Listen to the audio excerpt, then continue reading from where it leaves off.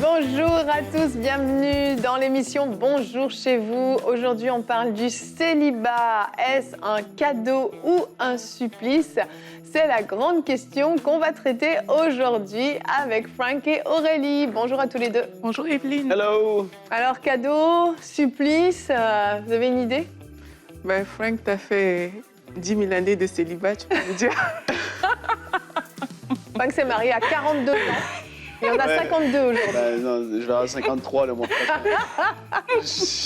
Comment tu pourrais définir le mot supplice? Ah, c'est une torture, hein. C'est insupportable. Ah, c'est aussi un sévère que supplice, ça, là. oui, supplice, Oh. ça s'apparente à de la torture. Non, il faut pas dire ça, c'est extrême, là. Ah, bah, pour certains, ça peut être très, très dur. Ouais, mais il faut... On va en parler dans l'émission. Bah oui, on va en parler, c'est pour ça qu'on traite ce sujet. Aurélie, pour toi, alors, toi qui le vis encore pour quelque temps, cadeau ou supplice?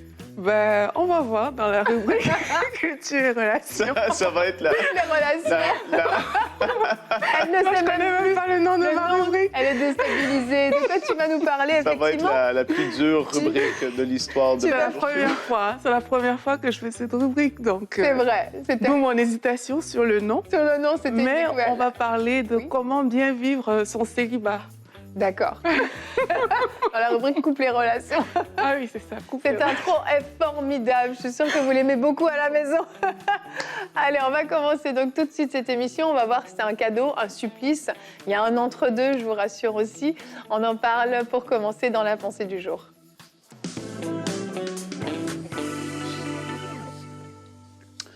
Bien, pour commencer, le célibat, ce n'est pas une malédiction. Alléluia! On peut être content d'entendre cette parole ce matin. Peut-être pour certains parmi vous qui regardez l'émission, c'est peut-être pas aussi drôle et on n'en rit pas forcément non plus. Mais c'est parce qu'il y a indéniablement des points positifs à être célibataire. En tout cas, c'est la vie de l'apôtre Paul. Et on peut le lire ensemble dans 1 Corinthiens 7, les versets 8 et 9. Je dois en parler dans cette émission. À ceux qui ne sont pas mariés et aux veuves, je dis qu'il est bien pour eux de rester comme moi. Mais s'ils ne peuvent pas se maîtriser, qu'ils se marient, car il vaut mieux se marier que de brûler de désir. Donc, c'est sûr que la période de célibat, bon, je suis passé à un moment donné par cette période, Quand même. mais Quand t'étais mais ça n'a pas été adolescent. un supplice, non, pas quand j'étais adolescent, Aurélie. Je suis passé par cette période. Moi, je me suis marié à 23 ans. Et Tout le monde déduit que tu es passé par la période de célibat à l'adolescence. en tout cas, j'ai pas eu de copine. Et puis, j'étais très bien comme ça. J'avais tout mon temps pour faire mon sport, mon loisir, pour servir Dieu. Et c'est dans les débuts, justement, dans lesquels j'ai commencé à prêcher. Et en fait, le point que je vais apporter aujourd'hui, c'est que ta destinée, le but de ta vie ne commence pas une fois que tu es marié. Pour moi, ça a commencé bien avant. C'est du moment où est-ce que tu te dis, Dieu, je veux te suivre, je veux te servir. Tu mets ta vie en règle davantage. Tu vis des choses avec le Saint-Esprit. Et puis, ben voilà, il commence à te diriger dans quoi que tu dois faire. Que j'étais marié ou pas, j'ai commencé à prêcher avant d'être marié. J'ai pas attendu d'être marié pour prêcher. J'ai pas attendu d'être marié pour commencer à servir et à être actif pour lui. Et certainement que c'est une grande bénédiction et c'est une joie d'être marié, d'avoir des enfants. Mais il y a d'autres complexités qui vont venir avec. Au début, j'avais, oui, tout mon temps. C'est une réalité. Quand tu es seul, tu as tout ton temps et tu peux être très efficace d'un point de vue service et tu fais ce que tu veux quand tu veux. Et qu'une famille, c'est pas que c'est un problème, mais c'est une autre réalité. Et ça, il faut être clair là-dessus. Et l'apôtre Paul, il dit, je dis qu'il est bien pour eux de rester comme moi. Et c'était pas un commandement du Seigneur, c'était juste son avis dans ce passage-là, d'ailleurs, aussi. Pour lui, c'était la vie qu'il avait, parce qu'il avait passé par là et il a vu à quel point, Dieu avait une mission pour lui et il devait accomplir. Et pour lui, c'était pas un fardeau. Alors que pour certains, parmi vous, vous regardez cette émission et vous vivez la même chose drôlement. C'est pas un fardeau, c'est pas une malédiction, le fait d'être seul. Vous vivez relativement cette chose-là bien, mais tant mieux. Et foncez dans ce cas-là. Vous avez quelque chose à faire dès aujourd'hui. Il faut sortir de la tête que l'aboutissement de la vie entière, c'est d'être marié et d'avoir des enfants, malgré que c'est une bénédiction et que Dieu veut ça. Mais si ce n'est pas tout de suite, arrêtons de nous apitoyer et fonçons dans notre course. C'est ce que j'ai envie de dire à quelqu'un aujourd'hui. les projets que Dieu a établis pour toi, selon Jérémie 29:11 et le psaume 139, ne sont pas pour après le mariage, sont pour tout de suite, en ce moment. Alléluia. On en parle dans l'émission. Yes, merci Frank. Alors effectivement, le célibat, c'est important et notre vie ne commence pas au moment du mariage. Je suis totalement d'accord avec toi, Frank. Et on vous a posé la question à la maison, comment vivez-vous votre célibat? On a fait un sondage, vous êtes habitués maintenant sur notre chaîne YouTube dans l'onglet Communauté. Nous vous avons demandé, célibataire, appréciez-vous votre saison de célibat? Vous avez été 27% à dire que c'est une saison privilégiée, donc apparemment c'est un cadeau pour vous. 57% qui nous disent que dans l'ensemble ça va, mais qu'il y a des temps de solitude. Et 16% qui en souffrent, pour qui c'est plus un supplice, même si le mot supplice effectivement est un peu fort. Merci d'avoir répondu à ce sondage et on voit que c'est quand même partagé. Ouais. Dans l'ensemble, quand même, les gens le vivent bien. Et puis, on est ravis pour ça. Mais pour certains, c'est très, très dur. Et je pense que ça dépend aussi de notre entourage. Ça dépend de la durée de la période de célibat. Et je ne vais pas parler de ma période de célibat pour ne pas faire comme Frank. À quel âge tu t'es mariée, Evelyne? Ce n'est pas nécessaire. 21 ans. Non, c'est pas vrai. Quand même pas. 22 et demi. Ah, encore mieux. Moi, ça faisait 2 mois, j'avais 23. Mais je peux parler de la période de célibat de mon mari, pour qui ça a été plus difficile, même s'il ne s'est pas marié extrêmement tard, il avait 25 ans, mais on en parlait encore il y a quelques jours, c'est pour ça que j'en parle. Pour lui, c'était très difficile parce que tous ses amis, tout son entourage étaient des personnes mariées. Et je crois que ça joue beaucoup aussi sur la façon dont on va vivre son célibat, selon l'entourage qu'on a. Si on a un entourage justement où tout le monde est marié, certains commencent à avoir des enfants, etc., c'est plus facile quand on a d'autres amis qui sont célibataires aussi, qui vivent du coup les mêmes réalités que nous. Et Frank, ça te fait sourire? Pourquoi tu souris? Non, j'ai réfléchi à 2-3 affaires, ça me fait rire en pleine émission. D'accord. Ça m'arrive, tu le sais. Hein? Oui, effectivement. Mais ce qui est important justement de savoir, c'est que ces périodes de célibat peuvent vraiment apporter quelque chose, en fait. Et il ne faut pas que ce soit juste une période d'attente. Effectivement, ma vie va pouvoir enfin commencer. Mais de trouver cet équilibre, tout en ayant ce désir, puis c'est normal que parfois les moments de solitude soient plus difficiles. Enfin, on n'est pas là pour dire « Oh, bah non, le célibat, c'est facile, apprécier, c'est formidable. » Pas du tout, il y a des temps difficiles. Mais ce qui est génial, c'est que c'est aussi des moments privilégiés, comme 27% des personnes qui ont répondu l'ont dit. C'est des temps privilégiés parce qu'une chose est certaine, et mon mari le dit encore aujourd'hui, c'est pour ça que je reviens sur son histoire, c'est que quand il était célibataire, il avait vraiment plus de temps pour le Seigneur. Une fois qu'on est marié, on prend soin de son épouse, et une fois qu'on a les enfants, on prend soin des enfants. Et le temps qui nous reste pour Dieu est vraiment limité. Donc vraiment, c'est une saison qui est privilégiée de ce côté-là, au niveau de la relation avec Dieu. C'est une question de perspective. Et Aurélie, elle rit encore. Oui, Aurélie, elle nous regarde du coin de l'œil. Ça, mais parlez, je vous écoute. Parce que, mais j'ai hâte d'entendre Aurélie aussi, parce que ça va être super, j'en suis convaincu. Mais c'est une question de perspective. Et non, je ne me suis pas marié à 40 ans, mais par rapport à d'autres choses dans la vie, là, on parle du célibat, mais par rapport à d'autres affaires, on va parler plus tard cette semaine d'être dans l'attente d'un enfant, etc. En fait, il y a toutes sortes dans la vie des saisons qui peuvent être plus difficiles, en fait. Et c'est la perspective que tu vas adopter qui va faire que ça fait toute la différence. Dans l'attente, tu vas être comment? Et c'est pas que cette attente va être pour toute la vie, mais quelle est la perspective qu'on va choisir d'adopter? Ben moi, j'ai envie de dire celle, premièrement, comme 27%, c'est un privilège. Ils ont accepté, ils ont dit, voilà, je suis dans cette saison, mais je vais pouvoir faire telle chose. Et puis, voilà, je trouve que c'est extraordinaire de choisir la bonne perspective, que ce soit pour un combat de foi, pour une percée, que ce soit pour un enfant comme plus tard cette semaine ou aujourd'hui le célibat.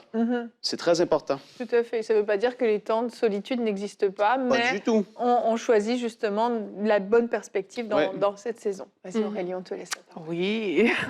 En tout cas, je suis contente que Frank ait mentionné dans sa pensée du jour que ce n'est pas une malédiction.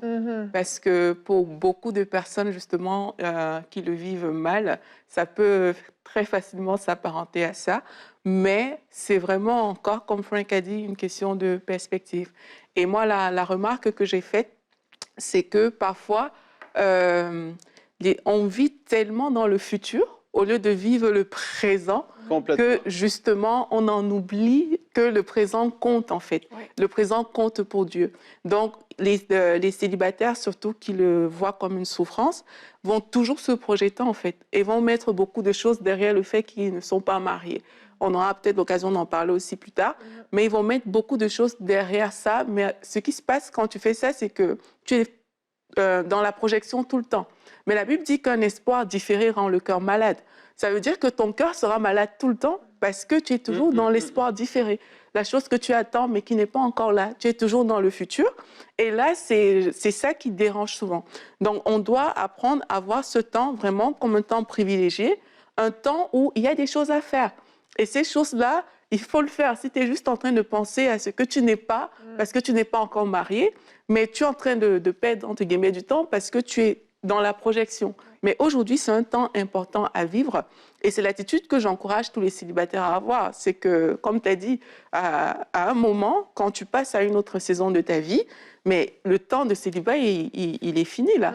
Si tu n'avais pas accompli les choses que tu devais accomplir dans ta saison de célibataire pendant que tu es célibataire, tu seras hors saison à un moment dans ta vie.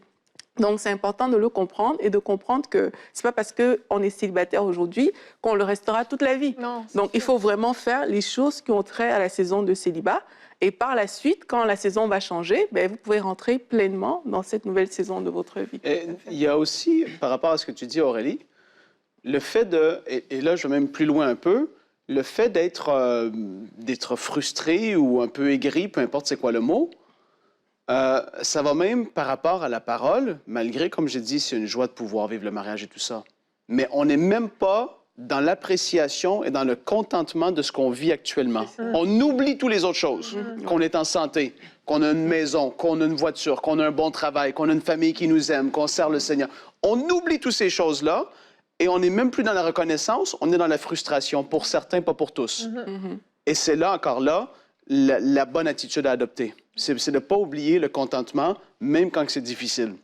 Il y en a qui veulent vivre leur percée, mais ils ne se contentent pas de ce qu'ils ont aujourd'hui. Ils ne sont pas reconnaissants, en tout cas. Ouais. Et je pense que la saison de célibat, elle a son importance aussi parce que c'est aussi là où on va choisir son futur conjoint, sa future conjointe. Et cette saison, elle est essentielle. Et le problème, c'est que quand on est trop pressé, trop hâtif, ben on peut se lancer dans une mauvaise relation. La Bible nous enseigne à ce sujet et on va parler de Cantique des Cantiques. Alors peut-être que c'est un livre que, en tant que célibataire, vous n'appréciez pas beaucoup pour l'instant. Ne réveille pas l'amour avant le temps. Exactement. Cantique des Cantiques 8:4. Oh, je vous en conjure, n'éveillez pas, non, ne réveillez pas l'amour avant qu'il ne le veuille. Et Paul en parle effectivement par rapport au fait de brûler, il utilise cette expression. Et je crois que c'est vraiment important de se dire, cette saison, elle est privilégiée aussi. Pourquoi ? Parce que c'est la saison de la sélection de cette personne qui va partager ma vie. Et elle est importante parce qu'une fois qu'on est passé à l'étape du mariage, si on s'est trompé, le mariage est là, c'est fait, et on va cheminer ensemble. Et on va peut-être regretter parce qu'on aura été trop pressé, on aura été hâtif, on aura finalement fait un peu de compromis. Et c'est toute la vie qu'on se mord les doigts. Et je me souviens, je parlais à une jeune fille qui a une vingtaine d'années, maintenant elle a un peu plus de 20 ans, et tout le monde autour d'elle était fiancé, marié, etc. Et elle trouvait ça vraiment difficile. Et puis elle me disait, mais je ne comprends pas pourquoi il faut absolument que je sois avec un chrétien, pourquoi il faut absolument prendre telle ou telle décision. Et je disais, mais tu ne te rends pas compte, peut-être autour de toi, ils ont pris des décisions, mais tu ne sais pas comment sera leur vie dans 5 ans. Mais toi, tu as cette opportunité de prendre le temps et de choisir la bonne personne avec qui tu vas faire ta vie. Et c'est une saison privilégiée aussi à cause de ça. Vous avez l'opportunité de rencontrer la bonne personne, celle que Dieu mettra sur votre route, celle avec qui vous allez passer votre vie, vous allez servir Dieu ensemble. Et ça vaut la peine d'attendre, de ne pas réveiller justement l'amour trop tôt, de peur de faire du compromis. Après, c'est pour la vie. Donc, je pense que c'est important. Amen. Et Aurélie, on va enchaîner avec toi. On a hâte, de t'entendre. Amen. Je suis émue. On a hâte de t'entendre, Aurélie. C'est très bien. Tu veux lancer la rubrique ? Vas-y, lance la rubrique. Vaut mieux attendre 3 ans qu'être malheureux pour toute la vie. Comme Evelyne l'a dit, dans la rubrique couple et relations, avec Aurélie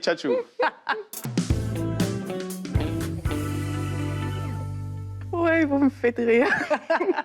Donc, on va parler de comment bien vivre son célibat. Ça veut dire comment réussir sa vie de célibataire. Une saison réussie, en fait, pour avoir une définition simple, c'est une saison où on fait les choses qui ont trait à cette saison et on prépare également la future saison. Une saison qui n'est pas réussie, c'est une saison dans laquelle on va faire toutes sortes de choses, mais ces choses ne sont pas les choses appropriées pour cette saison. Et le déséquilibre vient souvent du fait qu'on va penser à la saison future beaucoup, comme on a dit tout à l'heure dans la discussion, au lieu de s'arrêter sur les choses de cette saison et le faire. Mais comment est-ce qu'on va savoir ce qu'il faut faire dans la saison dans laquelle on est? En fait, il faut comprendre déjà cette saison. En fait, c'est quoi la saison de célibat? En fait, comment devons-nous vivre au juste cette saison de célibat? C'est la première question que vous devez vous poser. Il faut savoir que le monde a défini la saison de célibataire de différentes manières, mais nous, en tant qu'enfants de Dieu, la Bible, la parole de Dieu définit aussi comment des personnes célibataires devraient vivre. Et alors que vous serez en train de vivre de cette manière-là, vous serez en train de réussir votre saison de célibataire.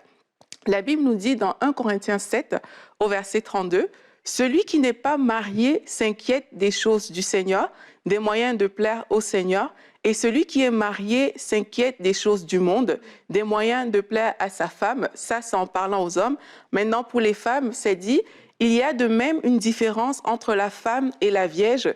Celle qui n'est pas mariée s'inquiète des choses du Seigneur, afin d'être sainte de corps et d'esprit, et celle qui est mariée s'inquiète des choses du monde, des moyens de plaire à son mari. » Donc, en lisant ça, on comprend que quelqu'un qui est célibataire doit s'inquiéter des moyens de plaire au Seigneur. Donc, si vous êtes engagé sur ce chemin, alors que vous êtes en train de mener une vie de célibataire, vous êtes en train de bien vivre votre célibat. Maintenant, vous avez vu, je ne sais pas si vous avez remarqué, dans un verset ici, on dit il y a de même une différence entre la femme et la vierge. Celle qui n'est pas mariée s'inquiète des choses du Seigneur afin d'être sainte de corps et d'esprit. Ça veut dire que toutes les dimensions de notre être, en fait, sont engagées. Aussi bien l'esprit, l'âme que le corps. Et trop souvent, lorsqu'on parle du célibat, on met tellement l'emphase sur le corps et sur l'âme, mais on ne met pas toujours l'emphase sur la dimension spirituelle. Mais sachez que pour bien vivre votre vie de célibataire, ça commence par comprendre que le célibat se vit par un attachement à Dieu, aussi bien au niveau spirituel, vous vous attachez au Seigneur, vous communiez avec lui. Au niveau de votre âme, vous allez apprendre à grandir dans l'amour, vous serez peut-être guéri de certaines blessures que vous avez dans votre cœur. Et aussi au niveau de votre corps, on est le temple du Saint-Esprit, donc il va falloir bien tenir son corps. Maintenant, j'entends des personnes me dire « Oui, mais Aurélie, comment faire pour être bien avec Dieu lorsque ça ne va pas du tout à l'intérieur ?» C'est pour ça que je veux vous dire aussi un autre point qui me tient à cœur, c'est on doit apprendre à répondre à nos réels besoins quand on est célibataire. Et pour ça, c'est important de créer en fait un environnement. L'épanouissement que vous voulez voir dans votre vie, il est important que, entre guillemets, vous le créez. Je vais m'expliquer. En fait, quelquefois, plusieurs personnes souffrent, et on a vu dans le sondage qu'il y a des périodes difficiles qui ont trait à la solitude. Les personnes vont dire « Ok, moi, je me sens seule et c'est parce que je ne suis pas mariée. » En fait, le besoin de solitude, il est présent. Il peut être là, mais répondre à un besoin de solitude ne se répond pas par le mariage. Ça se répond en communion avec des personnes, des frères et des sœurs. Donc, si vous ressentez comme ça que le besoin de solitude est là, répondez aux besoins. Ne mettez pas tout sur le fait que vous êtes encore célibataire. Oui, peut-être qu'on a une famille et tout, on va se sentir moins seul, mais en tant que célibataire, si vous voulez bien réussir cette saison, apprenez à répondre à vos réels besoins. Je me sens seul, donc le besoin, c'est combler la solitude. Dans ce cas, j'invite des amis. J'appelle mes frères, mes sœurs, je ne sais pas, mais on comble cette solitude de cette manière-là. Il y a aussi des personnes qui vont se dire, OK, pour moi, pour être épanouie, j'ai besoin de sortir, j'ai besoin de jouer, j'ai besoin de danser et tout. C'est autant de besoins, en fait, que parfois vous allez parler à des gens qui vont vous dire « Ah, mais moi, je suis triste parce que je suis célibataire. » Mais quand tu creuses au fond, ce n'est pas le célibat qui dérange vraiment cette personne, c'est le fait que cette personne n'a pas quelqu'un avec qui faire certaines choses. Mais quelqu'un avec qui faire certaines choses est quand même disponible, en fait. Pour beaucoup de personnes, c'est juste que on voit seulement un mari, alors que si tu ouvres tes yeux, tu vas voir que le Seigneur a mis autour de toi plusieurs personnes qui pourront t'accompagner dans cette saison. Donc, waouh, je vois le temps passer, je me dis, c'est fou. C'est comme ça, les rubriques couple et relations, ça passe. Oui, c'est ce que je constate. Donc, au lieu de se focaliser sur les choses que vous n'avez pas, commencez à vous dire, OK, je veux créer mon épanouissement, en fait. Et vous allez voir que ça fonctionne. Et l'une des façons aussi de créer cet épanouissement, c'est de passer du temps dans la présence de Dieu. Si vous vous sentez seul, sachez que l'Esprit de Dieu, il est là, il est avec vous. Passez du temps dans la présence de Dieu. Et alors que vous passez du temps dans la présence de Dieu, vous allez voir que votre cœur est comblé. Et ça, c'est non négociable, en fait. Beaucoup de gens cherchent des solutions miracles, mais la présence de Dieu, pour moi, est la meilleure solution possible dans ces temps-là. Et une chose aussi qui peut aider, c'est d'apprendre à répondre à son appel. Vous savez, quand vous êtes dans le couloir de votre appel, vous vous sentez comme un poisson dans l'eau et vous êtes tellement plus épanoui, en fait. Donc, alors que dans ta saison de célibataire, tu es en train de répondre à ton appel, tu vas voir que, en fait, je suis bien. Il y a beaucoup de défis que plusieurs personnes ont qui sont pour eux une source de souffrance que vous n'aurez pas forcément parce que vous êtes en train de répondre à l'appel de Dieu dans votre vie. Comme Frank le disait tout à l'heure, en fait, votre ministère ne commence pas le jour où vous vous mariez, ça commence dès l'instant où vous vous sentez appelé par Dieu. Donc, il faut pouvoir profiter de ce temps de célibat pour répondre à l'appel de Dieu. Une troisième chose qu'on va voir, aussi, c'est d'apprendre à gérer les contraintes et les pressions liées à la saison du célibat. Pour beaucoup de personnes souffrent vraiment à cause de ces contraintes-là. Il y a différentes pressions comme ça qui viennent à vous et parfois on ne sait pas comment répondre à ces pressions, mais on peut y répondre et on peut bien répondre. Et quand tu vas bien répondre à la pression, tu vas voir que ton âme sera bien, en fait. Et j'ai identifié 3 types de pression. Il y en a peut-être plusieurs, mais c'est ces 3 dont je veux parler parce que en faisant des ateliers aussi avec des célibataires, c'est les 3 qui ressortent le plus. C'est la pression extérieure. On en a un peu parlé dans l'émission, quand on a dit, tu regardes tes amis qui sont déjà mariés et tout. Et il y a aussi la pression de l'âge qui avance et il y a aussi la pression par rapport aux pulsions du corps. Donc, au niveau de la pression extérieure. Mais quelquefois, tu vas regarder autour de toi et puis il y a des gens qui sont mariés dans ton entourage, mais toi, tu ne l'es pas. Il y a ta mère qui va te dire, mais depuis le temps que tu dois te marier, qu'est-ce qui se passe? Il y a tes amis qui vont te titiller sur ces questions-là. Et quelquefois, ça fait mal, en fait. Il y a des personnes pour qui, dès l'instant où on touche à ce sujet, mais ça fait mal. Donc moi, je vais vous encourager tout simplement en vous disant, si votre pression vient du fait que vos amis autour de vous, tout le monde est déjà casé et que vous ne l'êtes pas, dites-vous bien qu'on ne se marie pas pour des mauvaises raisons. On ne se marie pas parce que tous nos amis sont déjà mariés. Donc ça, ce n'est pas une raison pour se marier. On ne se marie pas non plus pour faire plaisir à ses parents ou à ses frères et sœurs. On se marie vraiment pour aussi accomplir le plan de Dieu pour notre vie. Donc vraiment, identifier ces choses comme ça qui vous mettent la pression et décider de répondre. Moi, je sais que, je le dis souvent quand ma mère me met de la pression par rapport au mariage. Donc, je ne joue pas la dure. Et il y en a, beaucoup m'ont aussi fait cette remarque. Beaucoup, vous jouez les durs parce que ça vient vous challenger. Mais non, vous n'avez pas besoin de jouer la dure. Moi, je vais lui dire, oui, maman, je sais que tu veux que je me marie. C'est vrai, je sais. Mais sois patiente. On prie pour ça aussi. Comme ça, on va voir ce que ça va donner. Mais on répond de façon simple, de façon douce. On n'a pas besoin de jouer les durs. Et aussi, ne vous fâchez pas. Il y a des personnes qui le vivent très mal de recevoir ce type de pression, mais ne le prenez pas mal. Généralement, ça vient des personnes qui vous aiment beaucoup. Donc, vraiment, ne prenez pas mal ces choses, mais apprenez à répondre avec douceur. Apprenez à dire aux gens avec sincérité, oui, c'est vrai, je suis dans ce temps d'attente. C'est pas encore arrivé, mais par la grâce de Dieu, je crois que ça viendra bientôt. Moi, quand je donne ce type de réponse à ma mère, j'en ai pour 3 mois de paix et de calme, ça marche. Il y a aussi la pression qui vient de l'âge. Et par rapport à cette pression-là, j'aimerais tout simplement vous encourager. Il y a un temps marqué avec Dieu. Il y a un temps marqué et même la Bible, en parlant de Jésus, dit que Jésus est venu au temps marqué. Et quand tu regardes l'histoire d'Élisabeth, tu vois qu'Élisabeth, elle était stérile, mais Jean devait être le précurseur de Jésus. Ça veut dire que si le temps marqué de Jésus n'était pas arrivé, le temps marqué de Jean n'était pas arrivé non plus parce qu'il devait être son précurseur. Donc, je vous encourage, à vous qui souffrez par rapport à l'âge, pour bien vivre votre célibat, de juste dire à Dieu, Seigneur, montre-moi mon futur en fait, montre-moi mon mariage selon ce que toi, tu as vu. Et je vous garantis que si Dieu ouvre vos yeux et qu'il vous montre cette étape de votre vie, dans votre cœur, il y a beaucoup de choses qui vont tomber en fait. Il y a beaucoup de pression, de choses qui vous animent aujourd'hui, qui vont tout simplement lâcher prise. Parce que quand Dieu monte, c'est ce qui va arriver. Vous allez juste vous mettre dans la position où vous êtes en action par rapport à la parole de Dieu pour voir ces choses arriver. Mais quand Dieu monte, c'est sûr que ça arrive. Et ne pensez pas aussi que, en tant que femme qui avait un certain âge, ou homme d'ailleurs, ne pensez pas que votre vie est finie en fait. Dieu a toujours le meilleur pour chacun de nous. Quel que soit votre âge, quelle que soit la période par laquelle vous passez, sachez que Dieu a le meilleur pour vous. Et au niveau des pressions aussi sexuelles, bon, on a vu plusieurs fois sur ces plateaux avec Éric et Rachel Dufault comment faire. Il faut connaître son corps. Les femmes, par exemple, vous savez que dans une certaine période du mois, mais la pression sera peut-être plus forte que d'autres. Et Éric et Rachel Dufault, sur les émissions qu'ils ont fait ici sur la sexualité, encourage à faire du sport, à ne pas rester tout seul dans ces périodes-là, à sortir avec des amis, etc.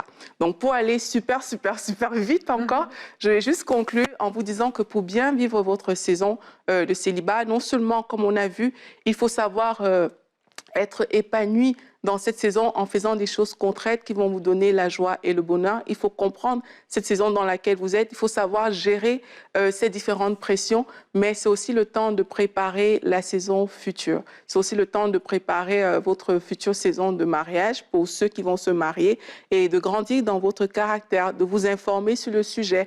On a parlé du choix du conjoint. C'est un temps aussi d'action de grâce, le célibat. J'insiste parce qu'il y a beaucoup qui se plaignent, qui disent à Dieu, mais Seigneur, depuis que je te sers, je n'ai pas vu cette personne, etc., etc. Non, le célibat, c'est un temps d'action de grâce. Bénissez le Seigneur d'être célibataire aujourd'hui. Bénissez le Seigneur de ce que vous n'êtes pas encore marié et que vous n'avez pas épousé la mauvaise personne, entre guillemets. Bénissez le Seigneur pour ces choses. Et aussi, posez-vous cette question. Je vais terminer avec ça. Si je ne me marie jamais, qu'est-ce qui va se passer pour moi? Pour moi, c'est une question importante à se poser parce que, en fait, votre amour pour Dieu doit dépasser votre désir de vous marier, en fait.